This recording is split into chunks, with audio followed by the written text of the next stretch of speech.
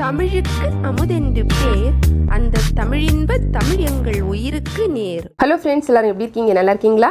இன்னைக்கு நம்ம கடையிலேருந்து வாங்கி சாப்பிடக்கூடிய அந்த மேங்கோ பார் இருக்கும்ல, அதே டேஸ்ட்டில் நம்ம வீட்டில் எப்படி செய்கிறதுன்னு பார்ப்போம். இதுக்கு நான் நல்ல பழுத்த மாம்பழம் 3 சின்ன மாம்பழம் எடுத்திருக்கேன். நம்ம நல்லா கழுகிட்டு அந்த தோலோடையே நம்ம கட் பண்ணிக்கலாம். நமக்கு நல்லா பழுத்திருக்கும் அப்படிம்போது நம்ம ஸ்பூன் வச்சே ஈஸியாக எடுக்க முடியும். நம்ம இந்த மாதிரி எடுத்துக்கலாம். நான் பார்த்தீங்கன்னா 1 கப் அளவுக்கு அந்த பல்ப்பு வர அளவுக்கு நான் எடுத்திருக்கேன். கரெக்டாக 1 கப் இருக்குது. இப்போ இதை நம்ம ஒரு மிக்ஸி ஜாரில் சேர்த்துக்கலாம். இது கூட பார்த்தீங்கன்னா 5 டேபிள் ஸ்பூன் சுகர் சேர்த்துருக்கேன். நீங்கள் உங்களோட மாம்பழத்தோட இனிப்பு சுவைக்கு ஏற்றது மாதிரி சுகர் கூட குறைய சேர்த்துக்கோங்க. லெமன் பார்த்தீங்கன்னா நான் ஒரு சின்ன லெமனோட அந்த சாறு ஃபுல்லாகவே எடுத்திருக்கேன். பெரிய லெமன் யூஸ் பண்ணுறீங்க அப்படின்னா பாதி லெமனோட சாறு போதும்.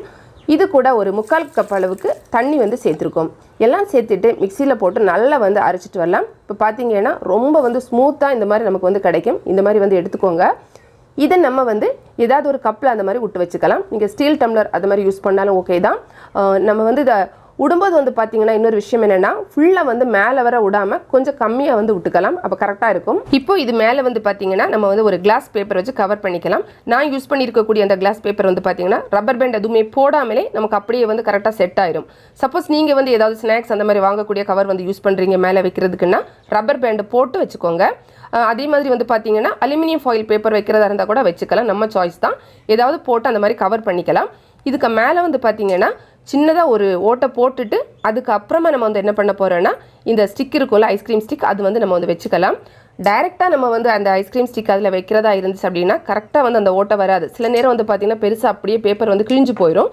ஸோ அதனால் ஃபஸ்ட்டு ஓட்டை போட்டுட்டு அதுக்கப்புறமா நம்ம இந்த மாதிரி ஐஸ்கிரீம் குச்சி நம்ம வச்சுக்கலாம்.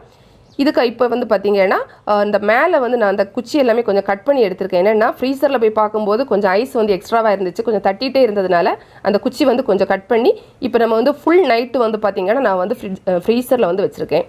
நெக்ஸ்ட் டே பார்த்தீங்கன்னா நம்ம எடுத்திருக்கோம். சூப்பராக கெட்டியான ஐஸ் நமக்கு ரெடியாக இருக்குது. மேலே இருக்கக்கூடிய பேப்பர்லாம் நம்ம இப்போ எடுத்துக்கலாம். இது எடுத்ததுக்கு அப்புறமா பார்த்தீங்கன்னா அவசரப்பட்டு உடனே ஐஸ் எடுத்துடக்கூடாது. கொஞ்சம் ஒரு 1 மினிட் நம்ம அப்படியே பொறுமையாக வெயிட் பண்ணிக்கலாம். நம்ம எடுத்துட்டு மெதுவாக சுற்றி பார்க்கணும். அது சுற்றுதா அப்படின்னு. அது சுற்றுது அப்படின்னா அதுக்கப்புறமா அந்த ஐஸை நம்ம எடுக்கலாம். அவசரப்பட்டு எடுத்துட்டிங்கன்னா உடஞ்சி போயிடும். அதனால தான். ஸோ கொஞ்சம் வெயிட் பண்ணி அதுக்கப்புறமா எடுத்துக்கோங்க. அதேமாதிரி ஃபஸ்ட்டில் சொன்னது மாதிரி தான் அந்த சின்ன டிப் என்னென்னா, நம்ம இதில் ஊற்றும் போது பார்த்தீங்கன்னா ஃபுல்லாக இல்லாமல் ஒரு 1/2 டம்ளர் அதுக்கு கொஞ்சம் குறைவாக இருக்கிறது மாதிரியே விட்டுக்கோங்க. அப்போ தான் நமக்கு அந்த குச்சியில் கரெக்டாக அது வரும்.